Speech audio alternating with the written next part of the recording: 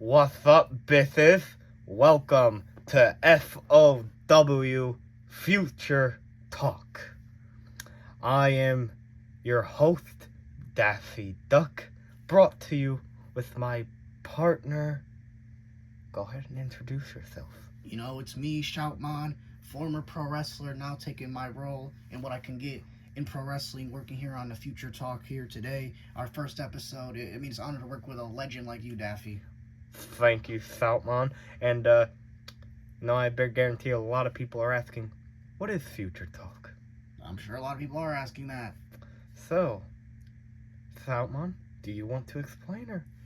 I feel like we both could explain. I feel like Future Talk, we're right here. This is the ins and outs of FOW, or even pro wrestling as a whole. I mean, like, talking about the episode recaps, talk about what's going forward, talk about what maybe what's even more behind the scenes of stuff like that. We have a lot to cover, and hopefully the series goes good. We could get people to get behind it. We got more episodes, you know what I'm saying? Indeed. Recapping shows, having guests on the shows, Of course. talking about potential rumors, talking about the wrestling world as a whole.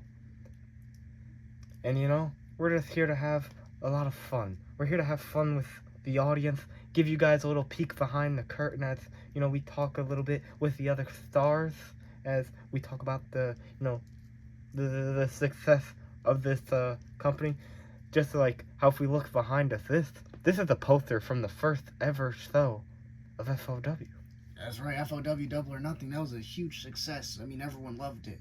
Indeed, that's the first ever show. And, obviously you see that pink chair next to us? Oh, we sure do. That's because our guest on the first ever episode, is none other than the man himself. Hey, how's it going, guys? How's it going? How's it going? Observer. Hey, what's up, Daffy? Thank you for having me. Of course. Can you mind if I just set this here? Of course, that could be one of our first talking points there. Obviously, you're carrying around that FOW international title. Oh, yes. Of course I am.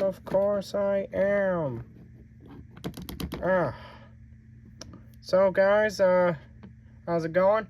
For the people who somehow might not know who I am the Observer. I am the owner and co-founder of FOW, which stands for Future of Wrestling, because we are the future of wrestling and we are taking over. Obviously, FOW's had quite a bit of success, and I'm glad to be on this first ever episode of Future Talk. I want to help you guys help get this to succeed. Of course, it's the man himself, Observer. And I heard you guys were talking about Double or Nothing. We can talk about how Double or Nothing came to be. Walk us down it, Observer. I was a little sad, obviously getting my company, taken away from me, bought out by GV&W, OWE having to close its doors. And then that's when someone else who was down on his luck, somebody else who was shunned by GV&W, who GV&W wanted nothing to do with, a good friend of mine, my co-founder buddy, and Kevin Steen, he reached out to me. He was like, Observer, what happened to you was wrong, and what happened to me was wrong. And with the money that he had left from his contract and left from his GV&W tenure, he reached out to me, and he said, we're going to take this money to build up a company, and people are going to see the vision, and they're going to come and work here willingly, and when they do, then you can pay them their contracts. And, well, Kevin was right, because people did come willingly. They saw the vision that we had for FOW. They saw that we wanted to be the future of wrestling, the rival company to GV&W, because not everyone can make it to GV&W. Not everyone, was given the opportunities in GV&W. So people came here to get the opportunities, the proper opportunities. That's why at first we didn't have episodes. It was just the tournaments. But Double or Nothing was something special. We saw, the new guys come in. We saw, some guys from GV&W who would come in, and, they took, their spotlight, and they actually took the chance to have an opportunity. Let's talk about on that show, the debut of Thor. Thor took that opportunity that he was given in that match, and he ran with it. Obviously now he's a consistent world championship threat. Of course. when I think of the first show of Double or Nothing, you know, I think of a classic guy you work with, and I think I'm gonna bring it up. Goku Black. How's it like working with somebody like Black? I mean, he's always been a dick to me, so I don't know if it's the same for you.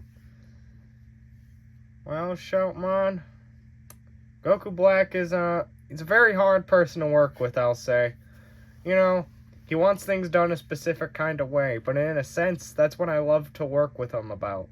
He wants things done a certain kind of way. So I go and I'll meet him in the middle on it. There's not sometimes I can't really do everything that he wants. I can't go along with everything he wants because you know I mean he can't hold the title forever, and I mean he can't just solo the entire roster. He can't you can't do that, Goku. But you know he's a bit hard to work with, but at the end of the day, he's a dick. I'm not gonna say he's not. You know, I can understand why somebody would say that, but I enjoy working with him. He's a great colleague. At the end of the day, he is a professional, I would say, because at the end of the day, you know, he likes being the world champion. He likes being the face of the network. You know. He knows what's best for business. Yes, indeed, he does. Yeah, I mean, he definitely does. Yes. But another person from that though. Do we have any update on the injury status of Blue He-Man? Oh, see, that's a nice question, because Goku Black on that show, you know, obviously fought Blue He-Man. Well, Blue He-Man, you know, he's not really injured. He's just taking some time off. Obviously got a little banged up, you know, from the amount of work he was doing. And we thank Blue He-Man for all he was doing in the early days of FOW. Really helped set the foundation of this company. Obviously, that four-way ladder match was quite a toll on him, and all those physical matches he was doing before and even afterwards. It's surprising how physical he can get and how he can still do all that agility and everything on top of it. But I would say we can expect to see Blue He-Man back in no time, because Blue He-Man's just that kind of guy. I mean, I've worked with him in the indies before. I mean, he's a freak athlete. I mean, you usually don't see like crazy strength and crazy speed, but you got both of them, and you only really see that in like a Kenny Omega, your world champion, or even like rare occasions, even like a Tucker, you know, over there in GV&W, or Broly even. So, and I feel like He-Man got that agility of both, you know, crazy strength and crazy speed. He's always a pleasure to work with. Yeah, truly. I mean, we could talk about other people at Double or Nothing, you know, DD Dream and Loose Cannons, you know, that's a match that, you know, you looked highly upon, you know. That really put Loose Cannons on the map, and then after that match, they went on to go and win the FOW tag titles. That's what FOW was about. Double or Nothing, we didn't really have the money to pay the talent. We just said, if you trust our vision, if you trust the process, I promise we'll pay you, we'll give you your contracts, but can you do the show? And that right there, that's love. That's like trust too. That shows Observer, you know what you're doing. I mean, now look at you. You're fucking booming. FOW's breaking records. The viewership, the live chats, everything. It's at such a success point. And what do you think about that? I mean, people said Phantom Blood was cinema.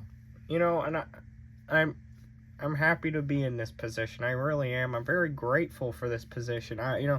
When I basically pulled a trust me, bro, I didn't actually expect that many people to, you know, trust me, bro. There were so many people coming to me, reaching out. That's why we had to do that Warfare match, you know, because there were so many people. They just wanted to be on the show. And, you know, obviously, you know, Gohan was willing to give us a chance, but, there was just so many people that were reaching out to me. I was just like, I'm sorry, Gohan, I can't. And that's why Gohan went back basically immediately. And, you know, I appreciate it. Cheeto, who was in a pretty decent spot in GV&W. I mean, look what he did in FOW. He came here to FOW, and he knocked it out of the fucking park. Cheeto, I'm going to give you all the flowers you deserve. Cheeto, thank you for what you did in the early days of FOW. Thank you for setting up a foundation, and thank you for being one of the pillars of this company and carrying the company on your back alongside Goku Black.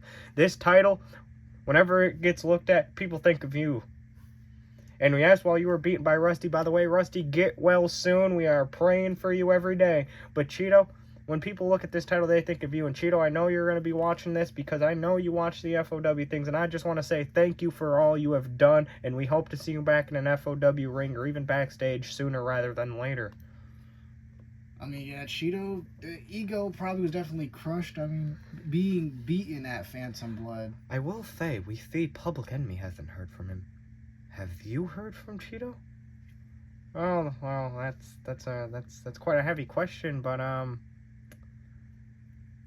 no, I have not heard from Cheeto ever since, you know, the last time I, you know, heard him was, you know, backstage after Phantom Blood, where me and him, we shared a very we shared a very heartfelt conversation that I don't want to really disclose at this time. You know, it was boss and superstar kind of conversation. You know, I was basically, as I just did, you know, I was giving him his flowers, thanking him for what he did, and I was, you know, thanking him for all the work he did. And you know, Cheeto was very emotional. Obviously, he held that title for like 2 years. I mean, it was a very hard thing for him to, you know, lose, and he was pretty emotional backstage, you know.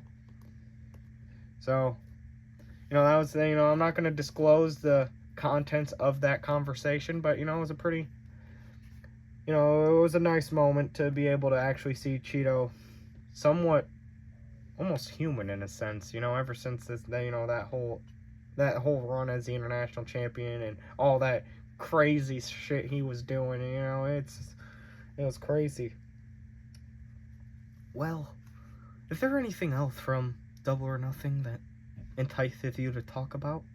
Well, I mean, it's just crazy to think about. Like, you just go in there, and Public Enemy is kind of just a thing, you know? And Public Enemy and Crimson League turned into, like, the biggest storyline in company history to this date, and it's just crazy now. I mean, look at what Slappy's doing. You got an Evil Eye now in there, and Radistic went from being in Public Enemy to then switching up to the Crimson League, and then even when he's in the Crimson League, at the peak of the Crimson League, he went on his own. It's just, I feel like the Public Enemy and Crimson League story is just something so special to FOW that you can only see in a place like FOW. I mean, I feel like a lot of people might ask this. What was the meeting about that Sticks and Stones match? What was the idea? How did that become a thing? Well, I guess we're going to take a little peel behind the curtain, but I was going to call, you know, during, you know, the signing process, you know, like trying to, you know, book them for Double or Nothing, you know, that was our first show. You know, I was going to call with Slappy and Cheeto both at the same time, you know. We were in a little group call. And probably discussing business, of course, contracts and all that. Yes, that's what we were doing. And you know, Cheeto told me that he wanted a fresh start. You know, he wanted to do this, and then Slappy was talking about how he wanted to do that. And while they were on the call, you know, it seemed like they really wanted to kind of work with each other in a sense. And it just kind of turned into what it was. And you know, we wanted to do something unique from GV&W because GV&W, well, they don't really do outside matches too much, you know. They don't do too many, like, that's a GV&W match. They do, like, you know, the safe stipulation matches, but when you think of Sticks and Stones, you're like, that's an FOW match. That's not something you'll see anywhere else. Or even, like, a Warzone match. Yeah, you won't see that really anywhere else. And it's like, we wanted to have those kind of matches to where you can look at that and just be like, that is a, you know, that's an FOW match, you know. And so stipulation match. And so that's what it was, you know. The original plans for, you know, Sticks and Stones was obviously a lot different, but then we got the final product of what it was. And so what was that original idea? Oh wow. Well, it was originally 4-on-4. It was originally, you know, just gonna be Cheeto, Johnny Trek, Gara, and Matt Sydal, you know, the Public Enemy we know and we have. And it was going to be against Slappy, Mason, Rusty, and Radistic. But then it got changed because Rusty got injured and Mason got injured. So then Mario came in. And they had the mystery partner, which ended up being Damian Priest. And then, you know, Mario was also doing his little run against, like, the Public Enemy. And then, obviously, Public Enemy had a fifth person who we're not going to, you know, we're not going to bring up. We don't like bringing them up around here. Don't bring them up. But, you know, it ended up being what it was. And it was, like, arguably best match in company history. It was definitely, like, at that time, that was the biggest success show, and to have Rusty come back at the end of that match, it was just something special. It was definitely something really special. I mean, I feel like there was, like, original plans maybe that do you want to talk about those ones? What are we talking about here?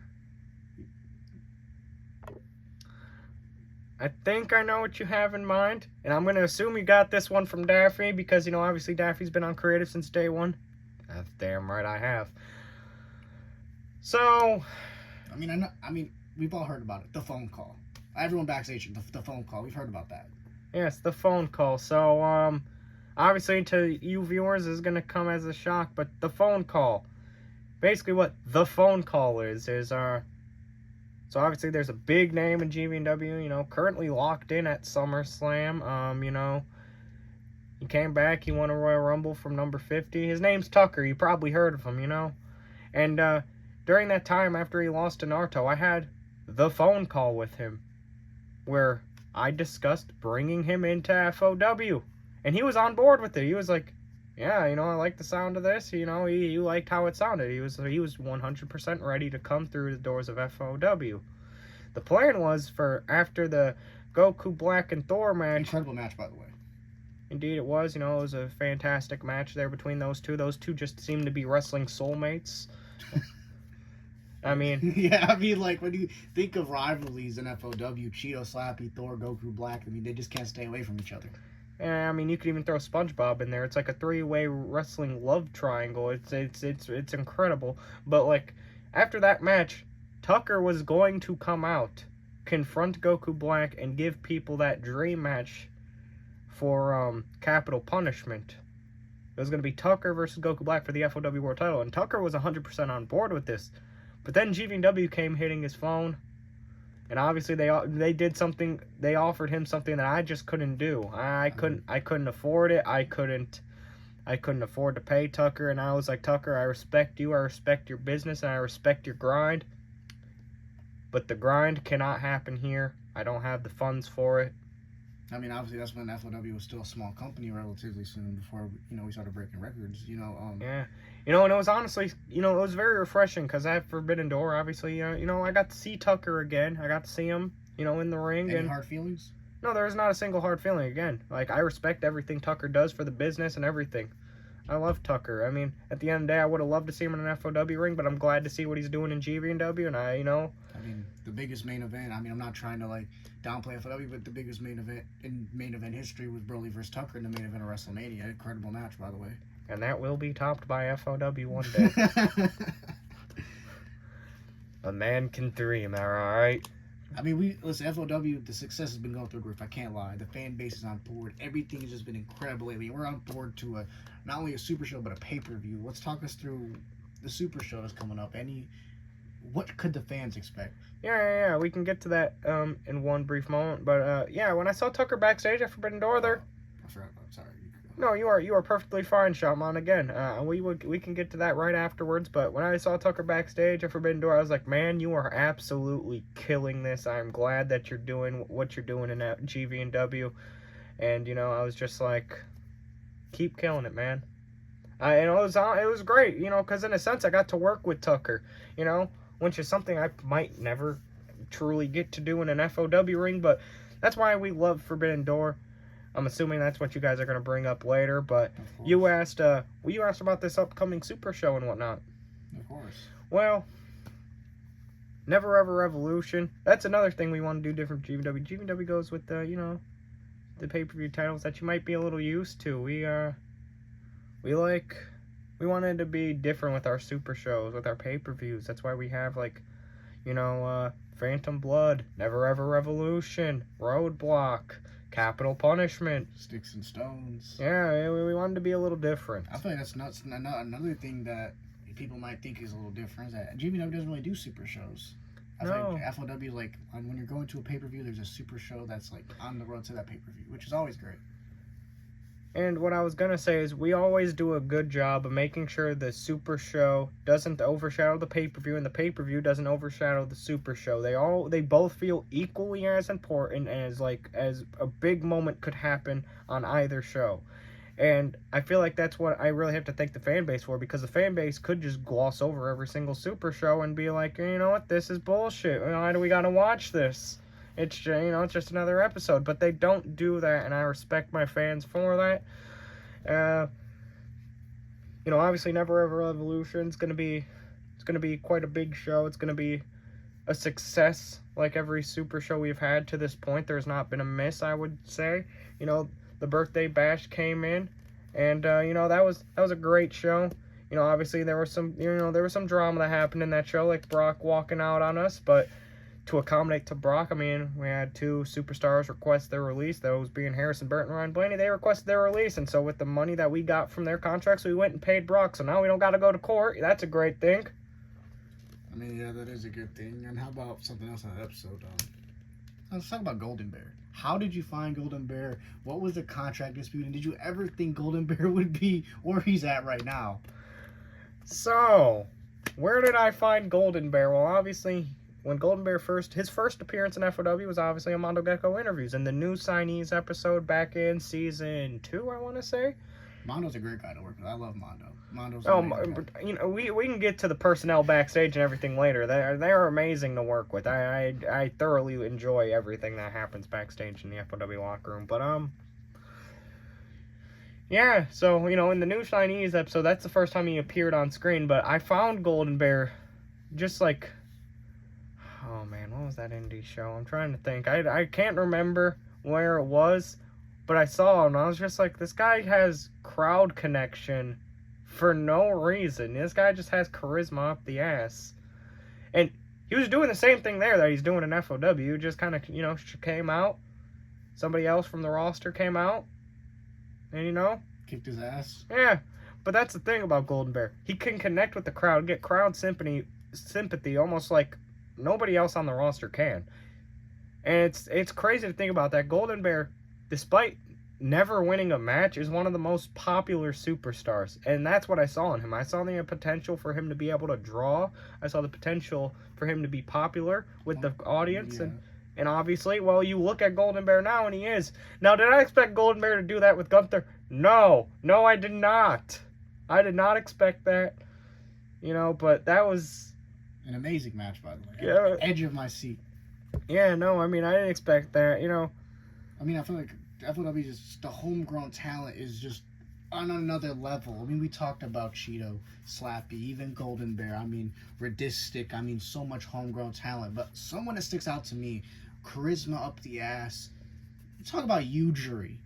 Let's talk about how Yujiri is just, he's killing it. I mean, he's so likable. The catchphrase is good. He's working now with Golden Bear, maybe for the future. We'll see where that goes. But, I mean, you seem to be very high on him. He won the breakout tournament, the feud with Gunther at the moment. I mean, like, how's it like working with him? How did even getting him a part of the roster work? What caught your eye with him? Yeah, we can go through the whole Yujiri process. But yeah, when it comes to Yujiri, obviously, you know, he calls himself the Pride of Puerto Rico. That's actually where I found him. I found him in Puerto Rico. He was do some indies. He was doing some indies. He was doing some work with like CMLL, doing some work with like AAA. You know, just on like some minor appearances though. It wasn't really too big, but I saw the potential with him. I'm like, he's very young. You know, when I found him, when I scouted him, he was only 19 years old. He's a very respectful kid too. He's a very humble kid backstage. Obviously, the character he portrays, you know, but he's a very humble person. You know, but yeah, I mean, he's only 20 years old, and this is what he's doing. Like, at the end of the day, yes, I book the matches. I book these outcomes. I don't like booking the matches themselves. I want the superstars to go out there and prove to me why they're in an FOW ring. I want those superstars to go out there and show the fans how good of wrestlers they are. And so everything Yujiri does, he backs up. He backs up where he is peak. Everything he does in that ring, every time I'm watching it, it surprises me. That's the other reason I don't like doing it. Obviously, you know, I'm on commentary. You know, I don't want to know what they're going to do. If they do something crazy, I want to be able to, like, you know, have an authentic reaction. I don't want to just be like, oh, yeah. You know, I want to be like, oh, my God. I definitely understand you there. I mean, like, Yujiri's always been so humble. I feel like he's great with what, he'd give him anything, he works with it. Yeah, I mean, obviously, you know, I'm not going to say, you know, the matches, you know, that the wrestlers themselves don't talk about what they're going to do. The wrestlers themselves do talk about what they're going to do during the match. You know, they talk about the moves they're going to do, the moves, you know, what's going to happen. I book the outcomes. I book the matches themselves. I book the stories, you know, that's all me. And my great team, you know, Daffy included. That's right, I'm on that team. You know, this man's an ROH legend right here. You know, this is the longest reigning ROH World Champion in history. He held it for so long that even when he retired, he just vacated the title. I mean, that's GOAT right there. Yeah, no, this is the go to the Indies, Daffy Duck. I mean, Obviously, Jim Cornette, great mind of the business, one of the best people I've ever worked with. He has the mind capacity of like Nappa, and Nappa is a genius. Nappa is a wrestling genius. Jim Cornette is on that same caliber. Every time I plan something with Jim, it's just it feels right. Whenever Jim speaks to me about something, it just feels like I should do that because it's just right. I mean, I'm gonna tell you this. I know you growing up, observer. I mean, we had talks when you signed me and stuff. I got released, and then you get the point. Yeah, I apologize for that release. But no hard feelings. I'm glad I'm at the position where I'm at. But like we talked, and you talked about growing up. You were a big fan of like not only American wrestling, but British strong style wrestling, Japanese wrestling, Crockett wrestling, and you even said like minds that inspired you were Jim Cornette, things like that. So I was like, not only learning tutelage from Jim Cornette as a kid before you even met him. How's like meeting him and signing him to your team and working him on television? How's like working with Jim? How's like meeting Jim? Like, how was all that? That's actually a great question, Shoutmon. I know. I've been preparing for this. It's my moment to shine. I understand that, Shoutmon. By the way, I know technically I had a part in your release. I apologize. No, it's okay, Daffy. Here we are right now. All right. But how's it like to watching Jim and watching what he does? That's one thing, and it's incredible whenever he's on commentary, he's booking stuff, back in the day. But actually working with him, being able to sign him, it's a completely different experience. How did that conversation go? Even like, did Jim reach out to you? Did you reach out to Jim? Like, I asked him too much shit. I'm sorry. I'm marking out right here. So like, I reached out to Jim because what do you think? Jim's gonna reach out to me? He's too cool for that, obviously. But I reached out to Jim. I'm like, hey Jim, I have a company. It's by the name of FOW. We're doing some pretty decent numbers. Would you like to be a part of the future of wrestling? And Jim initially, being Jim, ignored it. So I reached out again. This time I made sure to add, a little extra into the text, making sure that, he would actually at least read it this time, not just completely ignore it. To my surprise, he responded to it. Jim being Jim, he's like, well, what the fuck are you messaging me for, you glasses wearing fuck? And, the Jim Cornette stuff, But at the end of the day, I know he was just joking around with me. And so we then got into a phone call. That phone call lasted about 2 to 3 hours. It was a pretty long, productive call. And we came to terms on an agreement for his contract. And he was on commentary for a good portion of Capital Punishment, I believe. And I was it was but working with Jim, like actually working with Jim, being able to book things with him and being able to talk creative with Jim is something special that you don't get to just experience.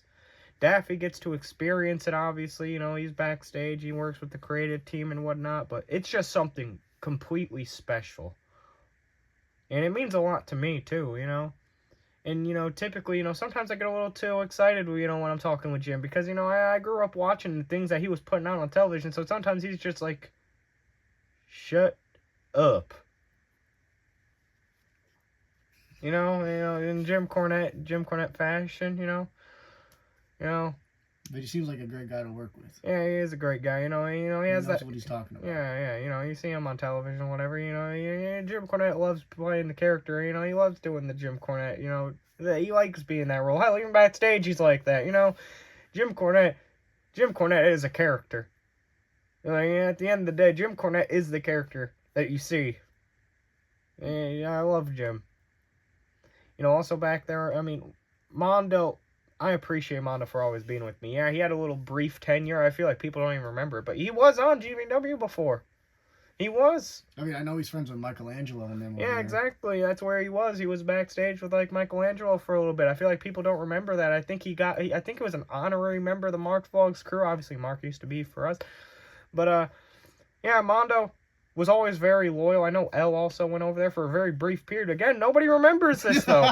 It's like that weird invasion almost like angle when OWE went out of business. Yeah, exactly, but nobody remembers them. But they were always very loyal to me. Throughout that entire time, Mondo and L would constantly reach out, talk to me, make sure I was doing okay, making sure, you know, like we were gonna be back in business, this and that, and I always told them, just be patient. They were patient. The second I announced FOW, they immediately came back. They didn't care about anything GVW was going to do. They didn't care. They immediately came, and I love those two. I get L, you know, on commentary, you know, he gets a little shy. He doesn't really talk, you know. He just kind of breathes down our necks, you know. But backstage, when he's, like, booking this shit, that guy's, like, I get he's a very smart guy, but he, like, analyzes everything. He's very analytical with it. He makes sure to get the psychology bit of it because he understands that. So he understands that. He ends up getting, like, more psychological things. You know, me and, like, Jim, Daffy, we'll just get the base story, and then L's like, the ins and outs of every but he's little like, detail. but how do we get there? How does this end? What happens during? And then he'll, like, fill in those little gaps that we were missing and just make them incredible. Anytime L touches a story, it gets incredible. Like that Crimson League Public Enemy things. L was the one who was like, well, if Rusty's available, why don't we have him to show back up? And you know, I was like, L, you're a genius. I mean, yeah, because, like... And then, you know, let's talk about even, like, you know, the like, you know, the Crimson League Public Enemy after, like, you know, Slappy lost to Cheeto, obviously. But, you see the whole Rusty Cheeto, and he was like, this is how we should do it, you know. L just has such a great mind, and whilst on commentary, he might not be the greatest. Hell, he might not even say anything 9 times out of 10. Just know what he does for this company is a lot more than people let on. I mean, a good friend of mine in FOW, but, I mean, like, is Mondo. How is Mondo's creative input in FOW?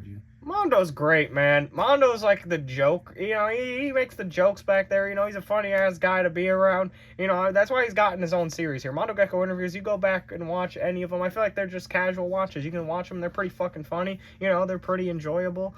You know, and Mondo's like in a sense, he's like my best friend, you know. I enjoy working with Mondo quite a bit, actually, you know.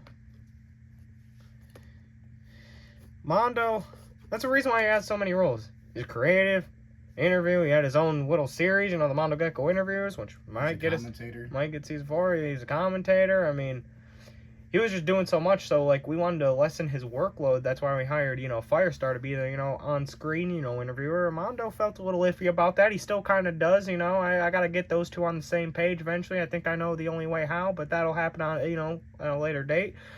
Does Mondo have... Is this a TV thing, or does Mondo actually have, like, his guys? Mondo actually has his guys. Oh, no. One of his biggest guys is Konosuke Takeshita. I mean, whenever you see him on commentary, and he's sitting there, like, marking out, like, it's Konosuke Takeshita, and that's top 3 picks to win the Warzone. He's being serious. That is serious. He has his guys. Another one of his guys that I know he really likes, I mean, despite the fact that he did a horrible commentary call. I know where this one's going. Yeah, you know, he has a horrible commentary call for him. Obviously, you know, it's infamous, you know, if you go back and watch it. But another one of his guys is Matt Fisher. You know, for some reason, he saw Matt Fisher. He saw the gimmick. He saw the work he was putting in on the indies. He saw him come into FOW. He was like, that guy has potential. He has every little thing in the book. And he really likes Matt Fisher. He sees potential in him. You know, Mondo, obviously, having the rivalry against the Pokemon, that's funny as fuck. I mean, he literally hired personal security in Ram Man. Which, by the way, I actually had a conversation with Ram Man. You know, you didn't think he would speak. You know, all he ever does is, But no, I had a whole ass conversation with him, you know. He's actually a pretty fucking chill guy. You know? A friendly giant type of guy? Yeah. He's a friendly giant, but, you know, his job, you know, at the end of the day, he's going to be a constant professional. He was hired to make sure Pokemon don't get into the FOW arena, make sure that Pokemon don't get near Mondo. That's what he's doing. Though I will say, I saw Jigglypuff next to me that whole episode, and I don't think Rayman noticed that it was behind him. I mean, good thing Mondo didn't notice. He would have went ape shit. Yeah, no, but because I brought this up, Mondo, you're going to bring it up on Never Ever Revolution. I already know this. And, Mondo, I'm just going to say, you didn't do anything. I mean, is there, like, so, like, when you guys talk about bringing in talent, you know, like, is that, like, a you thing? Or do people, like, come up to you, like, has Mondo ever been like, hey, we should bring this guy in? Or has Jim ever been like, hey, we should bring this guy in? Or is Well, that like just all you who does the scouting, or is it like a personal scouting team? I know Daffy's done some scouting himself. I can actually answer this one. See, we work as a team. Obviously, we all go around the world. We all look at the tapes. We all look at the indies. We all look at whose contracts are coming to an end in GV&W or in New Japan or in Impact or anywhere. We always look at the contracts. We always look at who's free agent. We always look at the up and comers. And then we ask ourselves, is there a place for them? And if so, what can we do with them? And if there isn't a place, if there's no immediate thing, we won't bring them in. Out of respect. Of course, we wouldn't want to put someone in like creative, like nothingness. And, I do kind of feel bad for some of the people who were in the first, breakout tournament. A couple of them, no real direction. They kind of just, there was just a lot of people coming in during that time. We were just trying to build up a foundation. I feel bad for a couple of them. I get a lot of them are young. They're just trying to, get their foot into the business. I feel bad. I apologize to them. I still do that to this day. I'll reach out to them, hit their number. I'll just be like, hey, man, I'm sorry that this is what you're you're creatively in. If you get cut, I apologize. It's nothing against you or any of the work that you do for this company. It's just there's so much happening that I shouldn't have brought you into this. Observer. The next pay-per-view is Warzone. How do you think this is going to better the success of FOW? Warzone's going to be a blockbuster success, and I'm calling it right now. What we have planned for Warzone, the stories that we have planned and the matches we have planned, you guys aren't ready for Warzone. Warzone will be a success. It will be debatable to be better with Phantom Blood. I get Phantom Blood was a peak pay-per-view. I get Capital Punishment was a peak pay-per-view, and it might be hard to top those. But I'm going to say this, it will at least be equal with them. You can argue if it'll be better. Hell, you can even argue if it'll be worse. I get everyone has their own personal preferences. I will say, just like those two pay-per-views, this will be a blockbuster success. Of course. Warzone. Obviously, this is the first time it's going to be labeled FOW Warzone. For those who don't know, the first Warzone we had was the OWE Warzone, so this is the first cycle. Oh, don't remind me. You know what? Since you brought it up, let's talk about OWE. OWE seems like it was kind of thrown together. Oh, man. Or was it not thrown together? What got you into wrestling? Dude, you're so jacked. Or did you used to be a wrestler? What got you into pro wrestling? How'd you find the people you found? How was OWE a thing? Let's do this. You know what, Daffy? You used to be a wrestler in OWE. You remember what that conversation was like? Yes, I do. See, I went all over the world. I was scouting. I'm not a wrestler. By no means am I a wrestler. I just want to keep myself in good shape because I like to appear on TV as presentable. And obviously, I have had a match. I've had a match against Magnum TA. Actually, just a little quick detour. That match against Magnum TA meant a lot to me because I always wanted to step foot in the ring, but I was always a little too scared. But Magnum was saying, don't worry, trust me. He's honestly almost, in a sense, like coaching me. It's as if he wanted me at my best. And I appreciate Magnum for what he did. And, Jim Cornette, even a part of that whole process, he was helping me. And, I really appreciate them for actually helping me fulfill my goal of stepping in the ring. I plan to step back in the ring now because, in a sense, I'm still in pretty good, I would say I'm in good shape, and obviously, I've had the match and, I didn't wrestle the greatest, but since then, I've been training a lot more. I feel like I'm ready to step back in a ring. It's just whenever the time is right. Obviously, don't want to overshadow your talent. No, exactly. I don't want to overshadow my talent. I don't want to be like a full-time thing. I just want to come around, every now and then, have a little match, just for fun, Because at the end of the day, this is my company. It might seem a little weird if I'm just sitting here and I'm just all the time just wrestling and I don't want to overshadow my talent. Yeah, of course, it overshadows the talent that's on grinding. But back to OWE, as you said, it was kind of thrown together. It was. I was obviously always scouting and whatever, but, I just kind of got the most available people. Most of them, their contracts had just expired. Or, they were only going through the indies, and I was just kind of like, hey, we're going to try to rival GV&W, So how about, you give us a chance? And, oh, boy, did that work. No, it didn't. Warzone, that was literally our roster. That was it. There was only like 30 people on that roster. And, I do. I don't mean to cut you off, but I do know a lot of stuff. Obviously, LW went bankrupt, paying people's contracts, paying people this, paying people that. I mean, like, it became a lot to, like, obviously, at that point in time, to handle. I was not ready for OWE. I'm going to be honest. I just wanted to have a company, but I was not ready for it.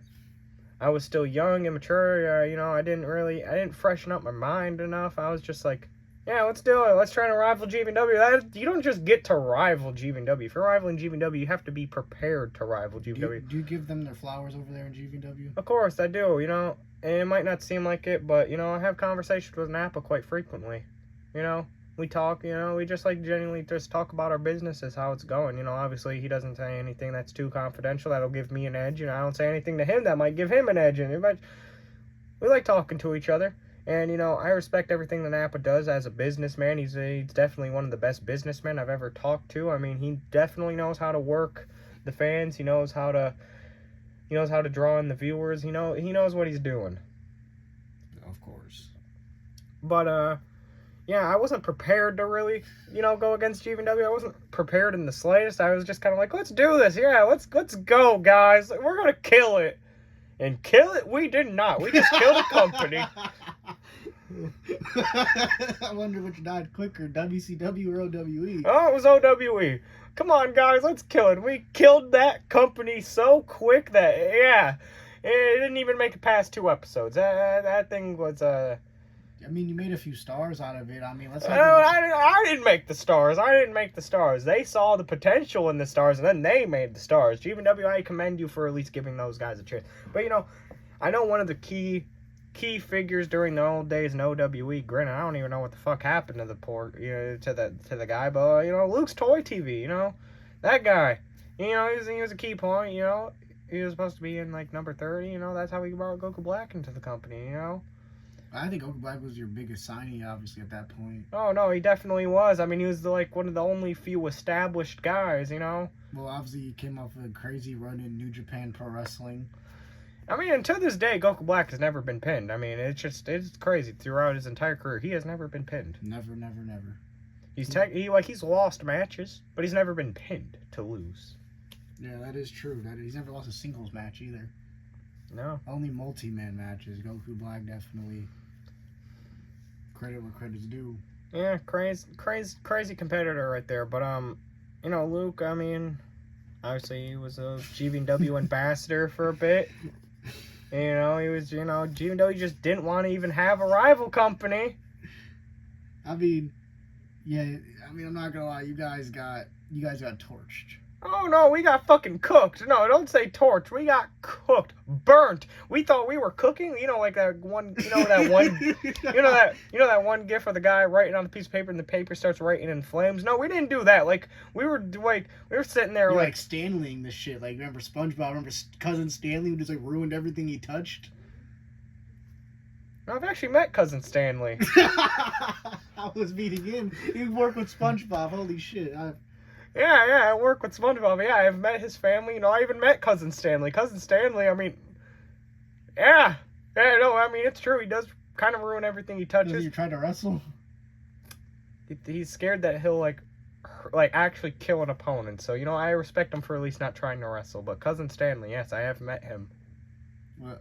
He tried to shake my hand. He slammed me to the ground. I didn't feel too well. I mean... Going back, I'll go back to the SpongeBob thing later, but going back to the OWE stuff, the company dies, but there's 2 people who stand out like fucking thumbs, besides Goku Black, who's obviously like the first real guy of business you've ever worked with, right? Obviously, you worked with a bunch of indie guys, ex-GVW guys. Of course. Guys were just happy to be here, but Goku Black was like your first, like wherever, like, we talk about wherever, I mean, I don't mean to break the fourth wall, but, you ever heard the saying, wherever Vince goes, Brock goes. Wherever Observer goes, Goku Black will go. You know what I'm saying? Yeah. Kind of like one of those things. Like, Goku Black was like your first, like, official, business-minded, drawable superstar that can be the face of the company. That was your first guy. But besides Black, 2 guys that stick out is Mark and Ordinary Johnny. And look at the shit Ordinary Johnny's doing. Does he ever still contact you? Does he ever be like, hey, man, thank you for giving me the opportunity? Like, Ordinary Johnny was like somebody that like just connected on a different level. You know, that's a good point. See, I remember when I was, OWE, ended. I wasn't contacted by UVW. They basically said, "We're not buying your contract out." But So you got to keep all that money. yes, I gotta keep all that money. Which I'm sure helped invest FOW. Yes, it did. And the second Observer said, I was like, I'm all in. When, funny enough, we're having a pay-per-view all in. Oh, we'll get to that later. But back to the Johnny thing.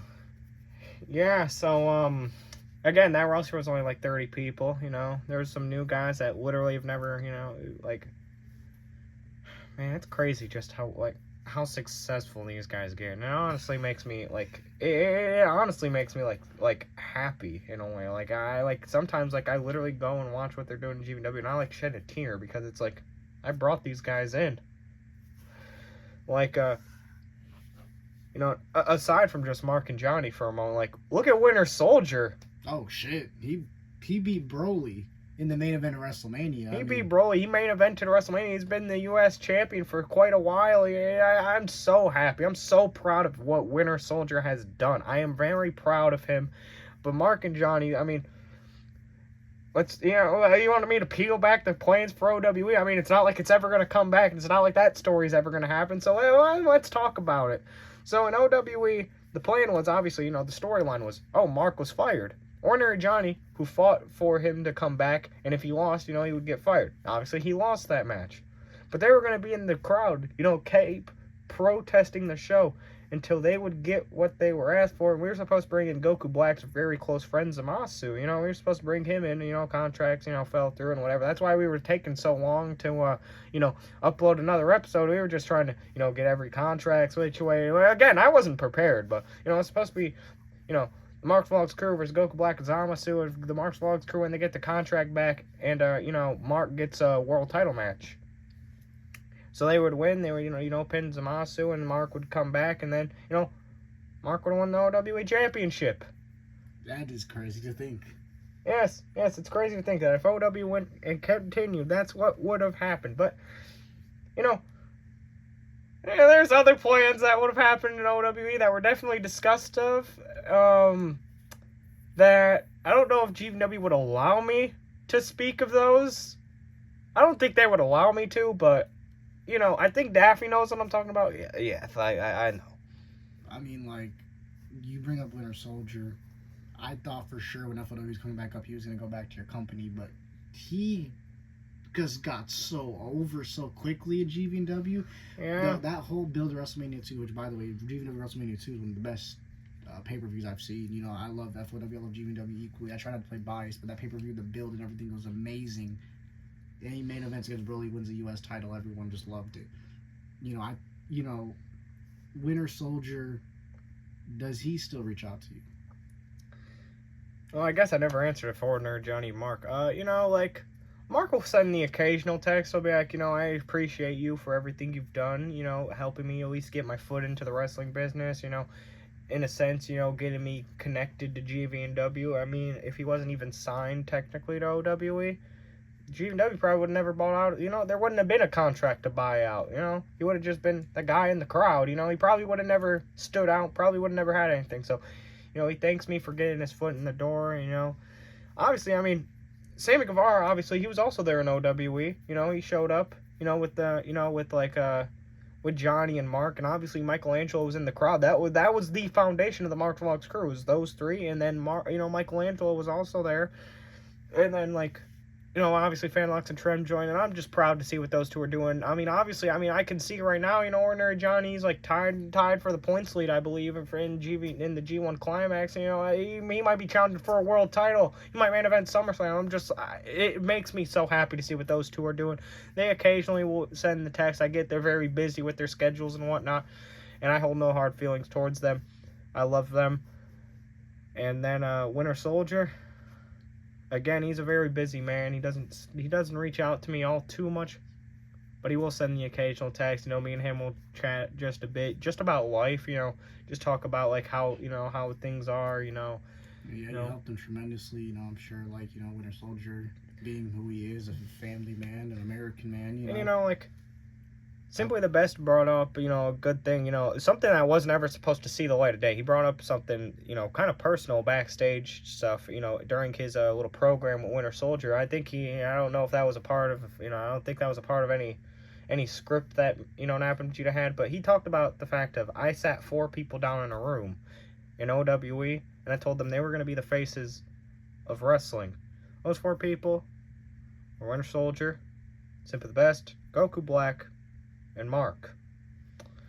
Well, you can see Winter Soldier is a U.S. champion, Simply the Best. I mean, he challenged, almost became the first ever FOW world champion. Goku Black obviously was the face of FOW for a very long time, and Mark's doing great things, obviously. He just came off some bad injuries. Yeah, came off some bad injuries, during that whole recovery time, I was messaging him, I was asking him if he was okay, But, obviously, Johnny's, getting the main show right now. Even Sammy Guevara at Money in the Bank, he was in that. He looked great. But, Mark's a great guy. I have no doubt in my mind that he can probably win another piece of GVW gold. I mean, obviously, he's a former GVW tag champ. Speaking of tag champs, we know that you've talked to and worked with Fanlocks. Yep. How was that like? Because at first it seemed like great things, and then we just seen a lot of just mixed feelings and yeah.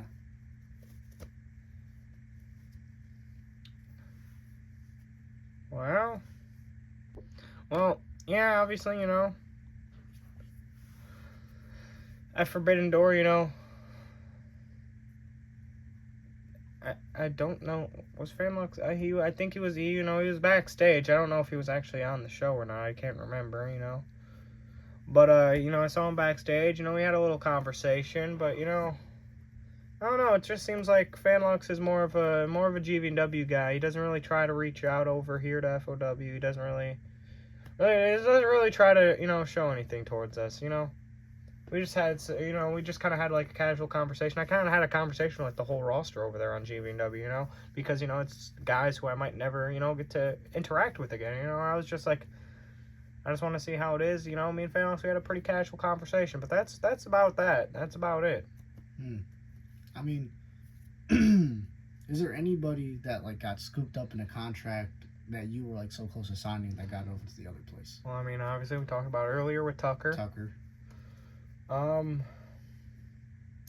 obviously back then we had Sonic and Tails, so we wanted to try and bring in Knuckles, but GVW said otherwise, and Knuckles is doing great things. He's very popular right now. Yeah, he is. He's best injured, yeah, obviously best best recoveries to him. I mean, I can't really think of too many off the top of my head right now. There probably is a list though. GMW just they love taking, they love fucking with us just a little bit, but at the end of the day, they're not just gonna go for something that they have nothing for. I mean, yeah, of course. I mean, your roster is stacked head to toe. Very, and I feel like that was another reason. Nothing against Harrison, nothing against Blaney, but that was another reason why they kind of, when they asked for their release, we didn't hesitate. We have quite a stacked roster. There's names that we've discussed, and they're on the way. And at the end of the day, there's not really a place, there's not really room for those two, and I feel like it was a fun thing to happen. And, I don't like firing people, but at the end of the day, I understand it's a business, and you gotta, I can't just be friends with everybody.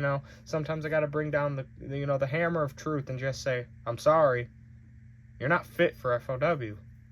And that, that should be motivation more than. And Shoutmon, I didn't want, again, I didn't want to fire you, but you and obviously the other Shoutmon X4, there was nothing for you two, and I was just like, I'm sorry, I gotta fire you two. And I mean, look at you two. You guys went to ROH for a little bit. You almost won the ROH tag titles. Obviously, you didn't.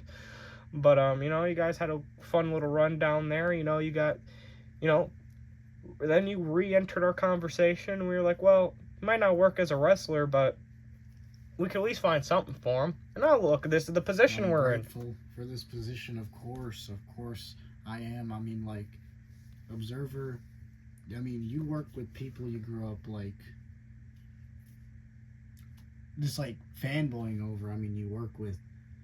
I mean, obviously Kevin Owens, a co-founder. I mean, that should be like the first one that comes to the mind. Oh yeah, I mean another big one to me is Scott Hall. I mean, I can't believe I'm working with him. I mean, you work with Scott Hall, who is a part of the creative stuff, I assume. He's very smart with the business. I mean, you work with Sami Zayn. You know, how is it like getting Sami Zayn? Because I don't think anyone expected that because he still was in his GVW contract at that time. So getting Sami Zayn over here, how was that? Yeah, you know, there's been a few people who are still like in the middle of their GVW contract. They just came over here like and they Christian. Like Christian Matthews and Pete Dunne, you know, they were still in the middle of their GVW contract, but they immediately texted GVW like right after they made their appearance and basically just said they quit because they had full faith in what we were doing. I mean, Matthews wasn't really doing any. None of them guys were really doing anything in GVW. Yeah, I mean, obviously, you know, Christian, whether you like him or not, at the end of the day, he's a character, and you will talk about him. I mean, how's it like working with Christian? I mean, well, Christian's an asshole. He's an asshole, but you know what? He's a great mind. Great mind. He knows what he's doing. He knows how to get. Like anybody else, you know, like how Goldenberg can get crowd reactions like anybody else. Christian knows how to have people just hate him. Is there? I mean, like, you know, there's sometimes after shows I have to go up to Christian. I'll be like, "Was that okay? Like, can this air?" Yeah, it's like. Some of the things he says concerns me. And your well-being of the channel. I mean, how is it like working with obviously, now you're working with Kenny Omega. How is that like? Whether you like it or not, he's your world champion. I'm not really working with him, honest. Oh, yeah, I'm being so serious. Everything you see on screen, that's what's happening backstage. Kenny Omega genuinely thinks that he can come in the company and he can run the whole company because he works for GW. He's the biggest star out of the whole company. He thinks that he can actually run the company and he can control everything. So what you are seeing on screen, that's not just a storyline. That's reality. So you don't even talk to Kenny. He just comes in and goes as he pleases. Yeah. Yeah. That's my world champion. He stole my world title. That wasn't in the cards. That wasn't. That Money in the Bank thing completely threw everybody off. Yeah, no, it did. Well, Jimmy, the planned winner of that match was Goku Black was supposed to go over in the Fatal 4-Way. You know, keep the world title and makes FOW. You know, it's the main event of the show. FOW gets a good ending. You know, but no, Kenny Omega comes out of nowhere, steals our world title, appears, shit talks the whole company, shit talks me as a person, shit talks my personnel, shit talks everybody on the roster. And thinks he could just get away with it. But he's beating everyone you put in front of him. And I don't like that. And, well, I mean, it was very satisfying to see him catch a knee to the face for my best friend. You know, that was great to see. I'm glad that Rivel, you know, somebody who I gave an opportunity to, you know, with the loose cannons, I'm glad that he's sticking up for the company and the vision of the company. And, you know, I'm glad that people are fighting for what's right. Because what Kenny Omega is doing is just pure evil. I mean, of course, he's hijacking the company. I mean, somebody who seems to, like, see this and wants to stop this. You know, you talk about your Rivals, your Trents, your whatever. What do you think about Sami Zayn? A big underdog, somebody who always has sympathy from the crowd, not on the level of Goldenberg, but always someone who connects. Sami Zayn, who can light himself for the Warzone match. Do you think he's in anybody's draft polls of winners, or do you think Sami Zayn is just overconfident in himself? I wouldn't say Sami Zayn's probably in anybody's draft pools to win, which is an okay thing. I mean, there's 29 other people in there. Black's in there, Thor's in there, SpongeBob's in there. Yeah, and I mean, there's a lot of big names in there. Considering there's 29 other people. I mean, some people you might not even know who's gonna show up. You know, not everyone's gonna be announced. You know, and with Sammy's a great performer. He's a great, athlete, and I respect everything Sami Zayn does in our company, especially for Capital Punishment. You know, one of the first feuds was him versus Ricochet. And, he fought Kevin Owens, of course, in Canada at Phantom Blood. Yes, of course. But, of course, his most infamous match is the match with Kenny Omega at Forbidden Door, where he actually lost, and he blames that for the company's downfall. And do you think it's Sami Zayn's fault that happened? I don't think it's Sami Zayn's fault because, again, even if Kenny Omega wins, nobody could have predicted that's what Kenny would have done. I mean, everyone, Kenny Omega made his intention very clear. He's going to cash in on Broly, and that didn't look like Broly to me. But, steals our world title, and I can't blame Sami for that, and I understand the frustration with Sami Zayn, and I understand why he feels like he's the one who needs to do it, but at the end of the day, Sami, I think Rivel's going to get it done. Those high hopes, that's high fucking, And, and that's nothing against you, Sami, and if Rivel doesn't get it done, I know someone else who can get it done. And if that person can't get it done, I know somebody else who can get it done. And then obviously, the Warzone match, that's going to happen. And Sami, if you win that, then yeah, you do get your chance. You do get your time to prove that you're the person who it's supposed to be. And, it's nothing against Sami Zayn. It's nothing against anybody on the roster. I'm just trying to get this title off of Omega now. I'm trying to get it off of him as soon as possible. If that means having guys show up in GV&W and start challenging him over there, that's what I'll do. If that means on a weekly basis Kenny Omega defending on FOW, that's what I'll do. I just cannot have him as the champion. So, Sami, if you are the person, then you are the person. If you win the Warzone, good on you. I mean, anyone could win. I mean, I think my pick personally is Goku Black. I mean, he has a lot of aggression towards Kenny Omega. And I think that's a big money match. Of course it is. I mean, even my co-founder is in there. I mean, Kevin Owens, you know. What kind of amazing story would that be told if Kevin Owens got his company back? You know what I'm saying? Yeah, no, that'd be great. That'd be awesome. I'd love to see Kevin actually get, because Kevin Owens, immediately after the company formed and, we were able to get all the contracts situated and all that, he immediately denounced all of his power. He didn't want, he didn't want to be looked at as one of the guys who, just puts himself over, because of creative control, this and that, so he got rid of his powers. I mean, he obviously still very humble. He's very humble. Obviously, he still has some stakes in the company. I mean, obviously, he's a co-founder. But, yeah, he didn't want to be looked at as that. So he got rid of most of his power. And, I respect Kevin for that. I respect the grind that he just wants to be a normal superstar like everybody else. He doesn't want to have the power. He doesn't want to have creative control. He doesn't want to be looked at this way. And, I respect him for that. Of course. I mean, all respect there to Kevin Owens. Obviously, most people would take up anyone would take up creative control, wouldn't they? So the fact that Kevin Owens can, be okay and humble where he's at is great. Yeah. And then obviously, not only just Warzone, also at Warzone, as it stands right now, we have a triple threat ladder match. It obviously could become a fatal four-way if Miro takes the title off for Distic at Never Ever Revolution. Obviously, Miro's been on a path of domination, a path of destruction, and, he has a very great chance. If anybody were to do it, it might just be Miro. I mean, of course, and in his corner, whether Miro wants to help or not, he does have big business Alvin. I don't think you said that right. It's big business, Alvin. You have to put the emphasis on it. Alvin's mind for the business. I haven't really talked to Alvin personally that much. He usually kind of like...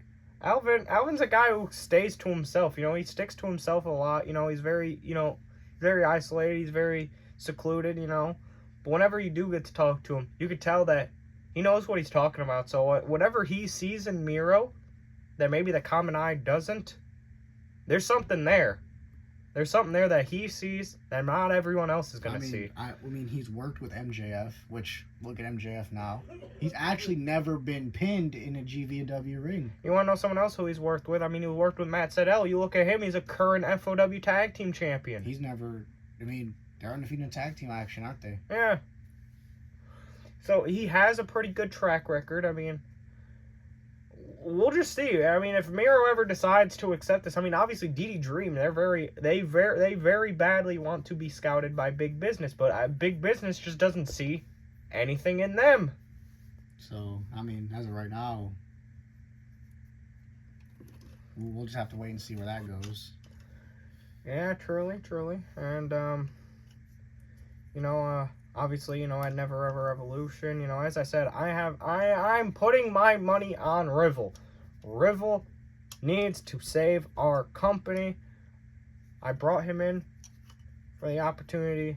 He's built himself up. I'm very happy with the Loose Cannons work and everything they've done in FOW, especially with the tag division, to make it feel as important as it is. Amazing matches. Indeed, amazing matches, amazing stars. Happy for this opportunity with Rival, and then obviously, got some international tournament matches. After that heinous assault by Slappy, that it was hard for me to watch that. But I didn't, and people ask me, why didn't you get in there? Why wasn't there anybody from the locker trying to come out? Because nobody wanted that to happen to them. Radistic and Evil Eye, they tried to help, but they were being held down by Mason, and I don't think anybody wanted to mess with a crazed Slappy, it's... how do you feel about Slappy now? Probably change your whole view on him. Obviously, you walk around with the international title knowing that champion will be crowned at Warzone. It's a stacked at the end tournament.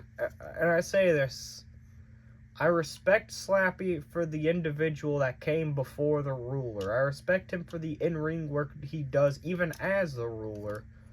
But what he did to Rusty was just uncalled for, unprofessional, and on all different types of levels of fucked up. I just can't begin to express that. I don't know how to feel about that.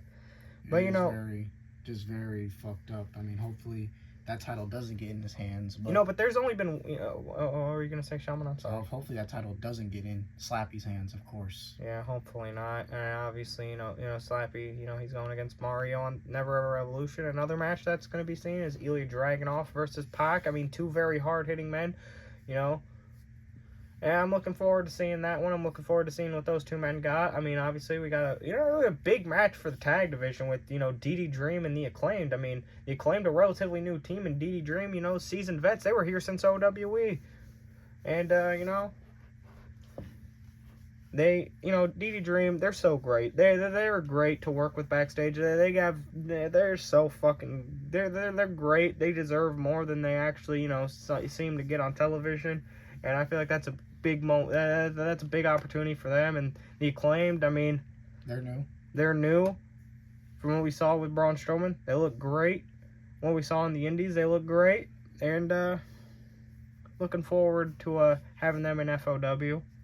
Obviously, we have the FOW tag title match with Elias and Ezekiel versus Public Enemy. It's obviously a big match. Elias and Ezekiel since day one have been begging me for that tag title match, and well, they finally get it. They definitely worked their way up. And, obviously we talked about it earlier, Gunther and Udry. That might be the match I'm looking forward to the most. In terms of, besides, Rival and Omega, but that's out of just anticipation. But, Udry and Gunther, that might be the match for me. Some cinema right there, potentially being in the works. And obviously, Owen Hart and Gunther, that's another... No, Owen Hart versus Golden Bear. Looking forward to that one. Just because of what we just saw from Golden Bear, can he actually put up a fight against Owen Hart? We'll have to just wait and see. And, yeah, I just want to do a quick little shout out of my personnel, obviously. One person who I forgot to mention from the creative team, my general manager, I thank him a lot. Grim Howlett, you look at him, he doesn't look very, business. He's sitting there in the Hawaiian shirt, the American sunglasses, the bandana. You wouldn't expect it, but very professional. He's a very professional man. He takes what he does in FOW very seriously. I know he worked a little bit in Ring of Honor when I was, not when I was wrestling, but when I was first breaking into the business. I know he worked a little bit in Ring of Honor. Yeah, he had some wrestling experience. Yeah, Grim Holly, used to wrestle a little bit, That's why he has somewhat of a physique that he does. He likes to maintain that, especially since he used to be an athlete. And, he has a mind for the business. And we brought him in, but he didn't really want to wrestle, it seemed. So we were like, how about you do something different, How about your general manager? He liked how that sounded. And he was just kind of like, all right, I'm going to give it a shot. If I don't like it, I'm not going to show up. And, well, come to find out he likes it. Still got Grim Howlett. We're happy to have him. Yeah. And, it's a quick shout out to our referees, with Apu. Apu, he's went through a lot, man. I mean, one, he has the fan favorite ref. He has a fan favorite ref. I mean, obviously he has the Tourette's. I mean, that's hard enough. But then he gets shot, got put in critical condition, and still came back and got payback. We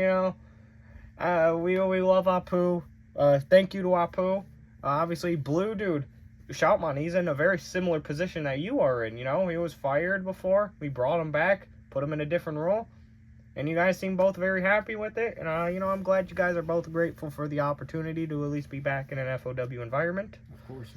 And then the newcomer, Slash. I mean, Slash doesn't really talk much, he's still breaking in, I feel like, he's going to let a couple things slide. At the end of the day, he's still a little new. But, I respect Slash for what he's done so far. I mean, obviously, Christian Cage brought him in. I had no idea about it. He brought him in, and I was just like, sure, we can make this contract happen, but, that's the thing. That's why I was talking about Christian Cage. He's an asshole, but he sees a mind for things. Now, obviously, I brought her up earlier, Firestar. I thank you for, taking up the workload of, interviewer on, episodes, I was going to say, the more I saw FOW expand, the more production I saw, the more personnel I saw. So that's always a good thing, too. And, even a shout out to our, the managers, like Liv Morgan. One of the most important parts of Public Enemy, and I feel like people don't give her enough credit. Shout out to Liv Morgan. I know Cheeto's probably happy about that one. Obviously, there's Big Business Alvin. We've talked about him enough. Obviously, there's Jim Cornette. Talked about him enough. But there's somebody who's not even being, he's not even on television. Not even on television. He's just backstage. He's just waiting for a client. It seems like he's just waiting for some recognition. And so I'm going to give him that recognition. Donald Duck. He's just been back there. He's waiting for a shot. I mean, there you are. Donald Duck, folks. I think my favorite manager was Goofy. But, of course. Yeah, Cassius can get a bit aggressive. We'll say that. Goofy was awesome, though. Hopefully one day he can come back. Hopefully. Yeah. I don't know how that'll happen, but, I hope. But, Never Ever Revolution, going to be a success. Warzone, it's going to be a success. But I feel like the biggest success story that is going to happen in this company is going to be FOW All In. Oh, man. When we're in Wembley Stadium. That's a big one. I mean, FOW went from, no corny shit but rags to riches, Like, we went from the low personnel, to, expanding that, to getting the partnership with GV&W. Well, not even the partnership, but the code, the whole Forbidden Door stuff. Now all that singing into now Observer, you're great with money, you're drawing the viewership, you're making the ticket sales, you're doing the merch sales, you're getting the crowd, you're getting the Discord, all that good stuff. To now you had enough money to get Wembley Stadium. And how was that like?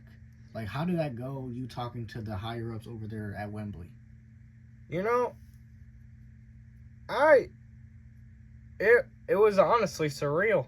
I didn't reach out to them; they reached out to us. They saw what we were doing in FOW. They saw that we had the potential, and they're like, we want to give you a chance in our stadium. First stadium show for FOW. Yeah, they wanted to give us a chance in their stadium, and that just means so much to us, And obviously, we're gonna put on the best possible show for Wembley Stadium. Obviously, we're gonna want to be there again. I mean, that's a huge statement. Obviously GVW, they're used to doing their stadium shows, but they've never even been inside of Wembley Stadium, and that's going to be a big moment for FOW history. That's going to be a big moment for us, and what we have planned with FOW All In is just going to be, it's going to be incredible. You guys just got to, I guess, wait. Gotta buckle in and stay for the ride. Yeah. And I suppose while we were talking about it, I mean, Forbidden Door, my work there. I mean, see, obviously, you saw it at Capital Punishment, just me and Napa, we shook hands, but that wasn't the whole story, that wasn't the whole story, In order to even get to that point, we had to have a whole business meeting with both sides involved. Daffy, you were a part of that meeting, obviously, because we had to get both creative sides involved in this and agreeing to what was going to happen at Forbidden Door.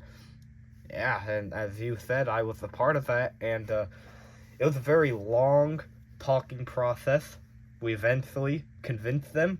We eventually got the match card down. Obviously, rented out the venue. Yep, rented out the United Center. I mean, hell, the memorabilia is off screen of the Forbidden Door. Iconic night.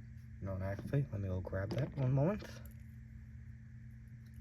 And, you know, as Daffy, you know, he's grabbing the Forbidden Door, you know, but yeah, you know, it was a very long talking stage. It was a very long talking process, you know, and this is from the Forbidden Door stage from the United Center.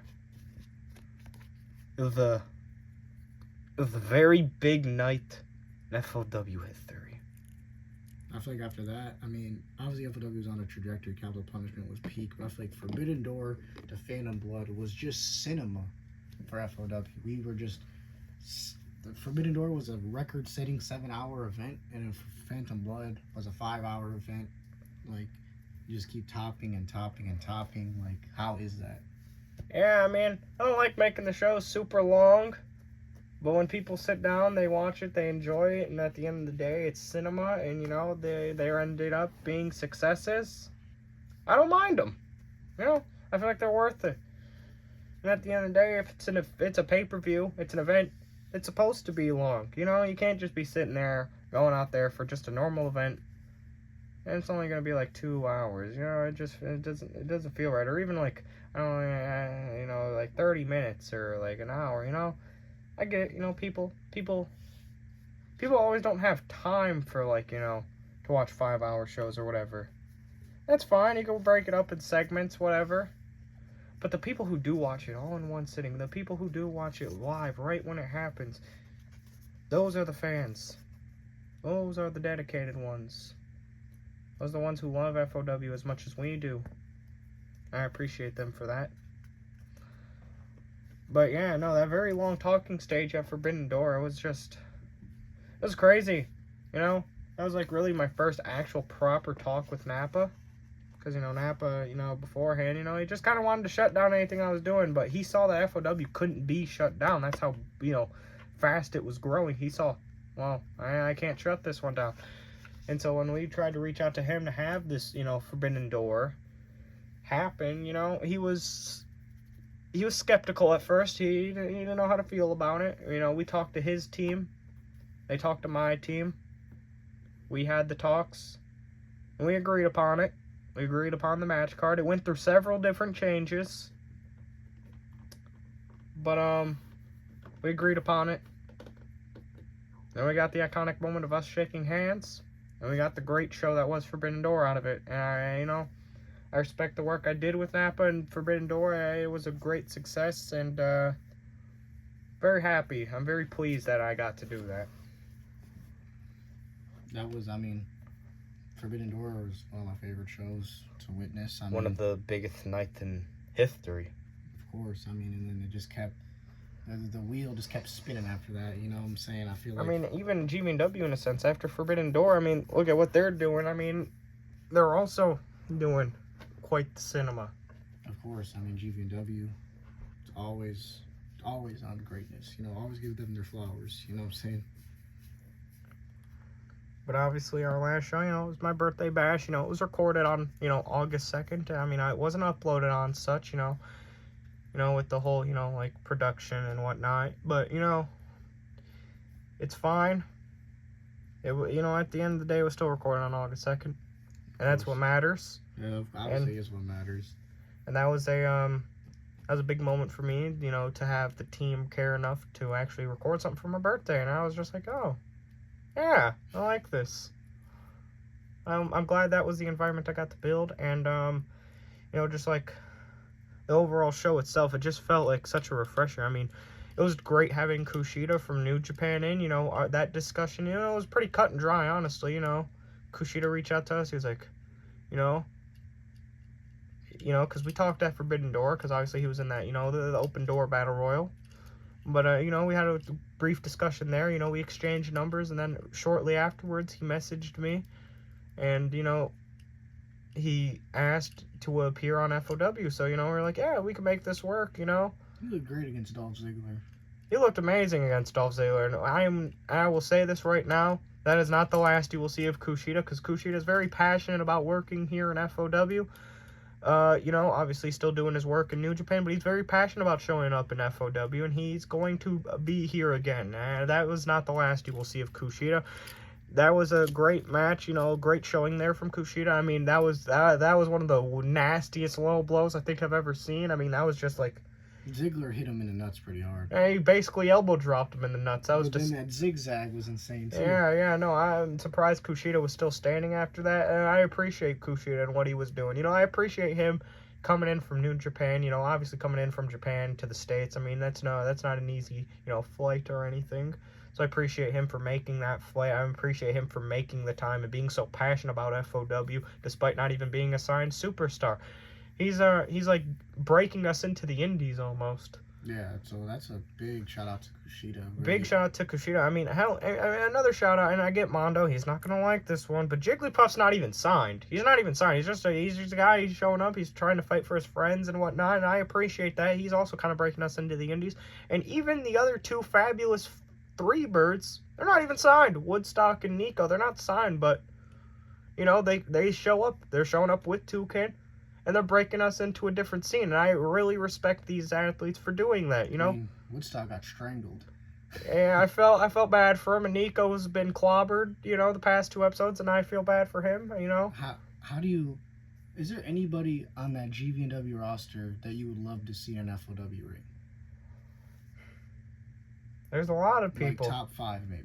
Top 5. Like, you just love to work with them. Like, their work's incredible. Their mind's incredible. Like, is this excluding, like, Forbidden Door? Like... Yeah, this is excluding Forbidden Door. Like, people you'd love to work with. Oh, well.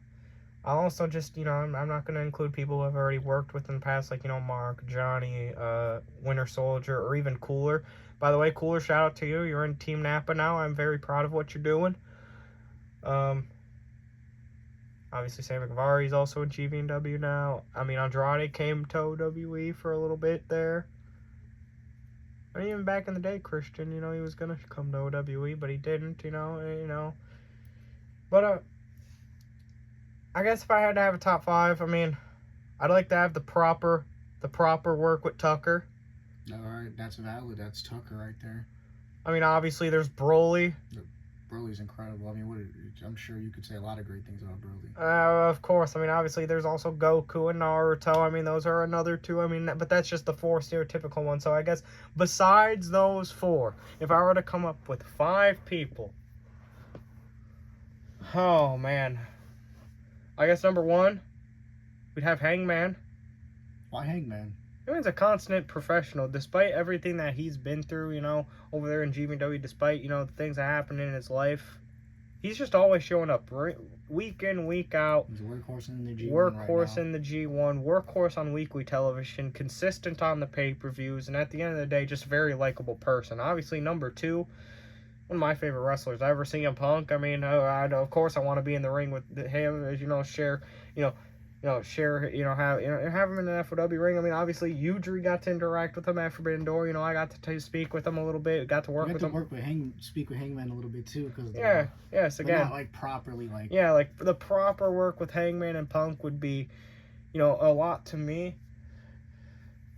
I guess let's throw one like a little bit outside the box, I suppose. Because he's reached out over here a couple times. Me and him had a couple, discussions, and I don't think a lot of people would expect it. But number 3, I'd guess I'd go with Timothy Breaker. Timothy Breaker. Yeah.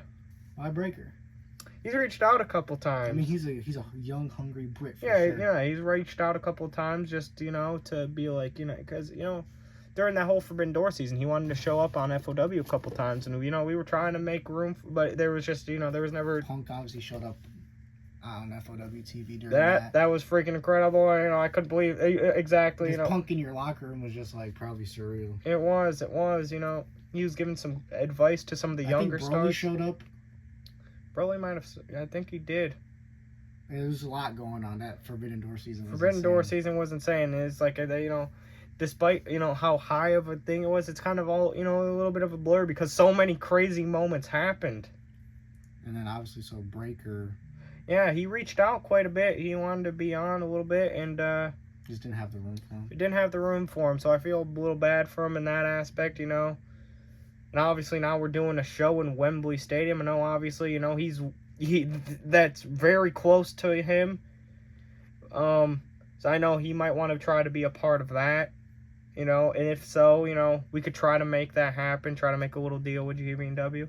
But you know, he's a cool guy, and you know, he's a cool guy, you know. On a friend level, almost. Yeah, you know, I will call him bruv, you know. By the way, if you make it this far, if you're watching this, bruv, I guess reach out to me and we can work something out, I suppose. And I guess number 4 have to be Yuji. The things he's doing, very young. I mean, the Intercontinental Champion, he's held it down. Workhorse has been pinned. Yeah, he's incredible. Yeah, that was one of the people who, you know, like, I wish I was around during that time. You know, I wish OWE or FOW was around during that time because I would have loved to have him in the company.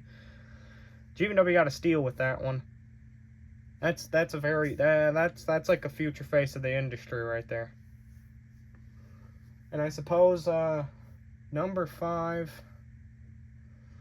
Oh, I mean, there's a lot of big names in GVW. Obviously, I mean, their whole roster is stacked. It's almost as stacked as ours.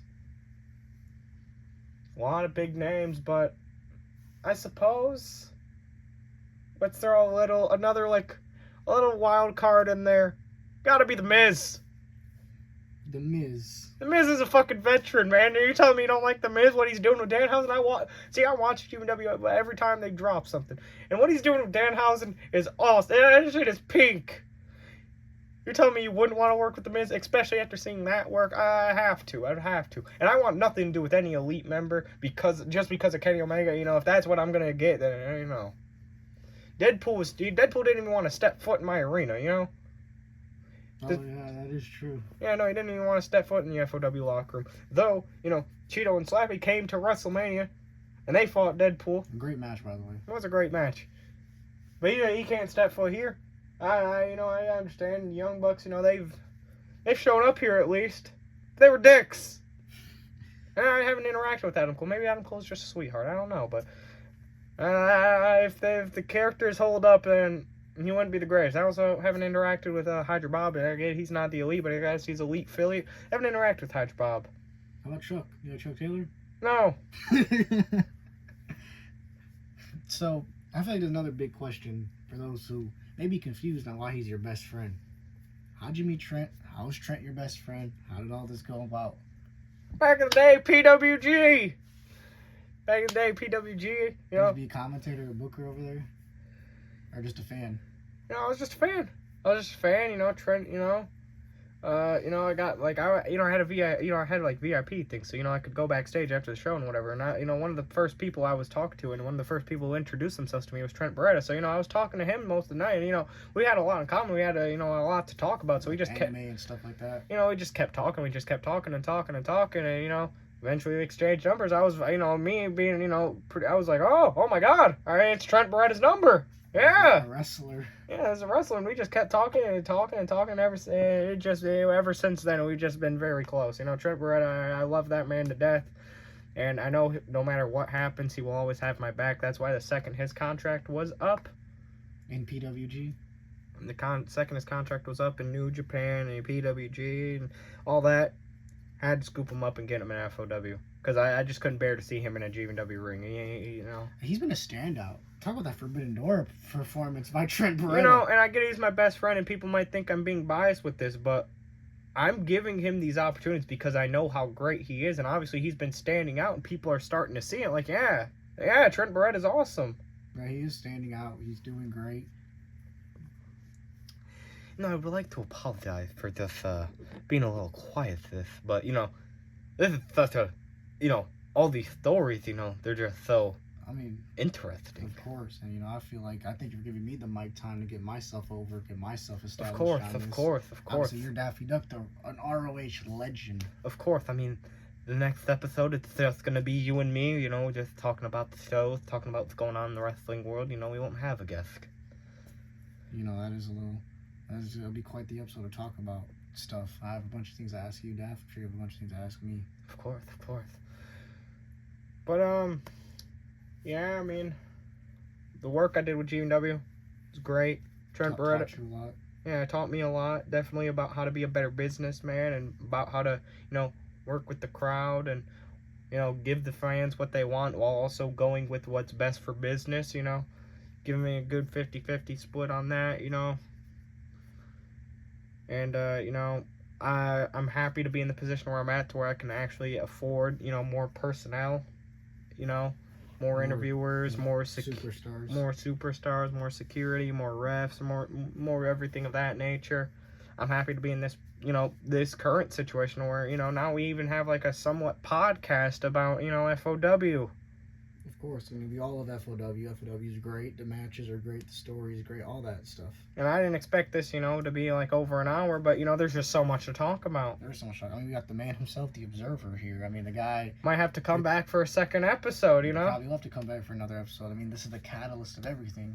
I'll come back for a second episode. Maybe after Never Ever Revolution. Maybe after Warzone. Maybe after Warzone. Maybe I feel like that would be a fair time for me to come back. Observer. Is there anything that you have that you have in your arsenal for Warzone that we should be prepared for? Like, like how Triple H always says, you haven't seen anything yet. Do you have that mindset, or do you think, like, you get what I'm trying to get at? Like, oh, well, that's why I said you guys aren't prepared for Warzone. What happens at Warzone is going to be groundbreaking. So, do we say you haven't seen anything yet? You haven't seen anything yet. And all I'll ask during Warzone is, are you enjoying the show? I'll make sure to say that on commentary. I'll make sure to remember this Future Talk episode. I'll make sure to say it. I'll make, and just because, I want this, I want this series to succeed in Shoutmon, I want you to obviously, be here in Daffy. I respect everything you do. I want to give you guys these times. Every single FOW episode, whenever I get a chance, I'll plug it, obviously, because, at the end of the day, this does more for FOW. This helps out the channels. I respect this, and I like what this is. I like where this is going, and, I want to see more of this. I'm having a great time. I'm having a great time, too. That's why I said I might have to come back for a second time, because, obviously, I don't want to drag this on for, like, another 30 minutes, but, I don't want to drag this on for another 30 minutes, but I know there's a lot more we still could talk about, like, get a little more in depth about, like, OWE and all that, and how I got into contact with some of these stars, how it is to work with most of my roster, things of that nature. We only covered a little bit of that. So I guess, we could do a second episode, with me. How that is, talk about Never Ever Revolution, talk about Warzone, I'll come back after Warzone, because obviously I just said, you ain't prepared for Warzone, you haven't seen anything yet, so, I'll be back after Warzone. So the expectations are high. Warzone will be the biggest show in FOW history. Because I feel like I feel like that's a great mindset to have. Every pay-per-view is going to outdo the last. And I feel like that's an amazing mindset to always have, and that's a good business mindset. You know what, you're right, yeah, this is going to be the biggest show in FOW history, 2 point. And that's the great mindset to have. It gets the expectation high. It's always just like, we always got to top what we have. But obviously I don't want to drag this on too long. I'll be back here after Warzone. We can get more in depth about OWE, about more in depth about certain other things. If there's anything you want to know, we can talk about Never Ever Revolution, talk about Warzone, talk about some of the episodes that have happened during that period. And yeah, that'll be a fun time, And I actually liked this quite a bit. I thought this was a very fun, a very productive episode, and I'm glad to be the first guest that's ever on here. I'm glad to be a part of the first episode. So thank you, Shoutmon. Thank you, Daffy. Of course. I respected it. Yeah, of course. It's a pleasure to be here. And, I did. This is how I really enjoyed it. I did this whole episode without my glasses. But gonna be taking the International Championship, and I'm gonna be saying, peace out, everybody. And I'll let you two wrap up this episode. Actually, I'm gonna take my chair too. Iconic chair. Very, very iconic chair. This was the first ever episode of Future Talk. We've covered so much. We've covered a lot. We had an amazing guest, as in the Observer himself. We got to talk about a lot. We got to cover a lot of points and all that stuff. And I had a great time. I also had a great time. I was very invested with what the observer was saying. Man seems to have a very, very passionate mind for wrestling. Very passionate mind for FOW, and I appreciate what he's doing as the owner. Of course, I appreciate everything he's doing. I appreciate the opportunity he's giving me right here, and hopefully there can be more future talk. Hopefully the fans love it. Hopefully, you know, this is a success. You know, Observer had a fun time. I had a great time, and, you know, I'm looking forward to more stuff we can do here and how this can help the company. Yes, but until next time, when we talk about the future, we'll see you on the next episode of the Future Talk.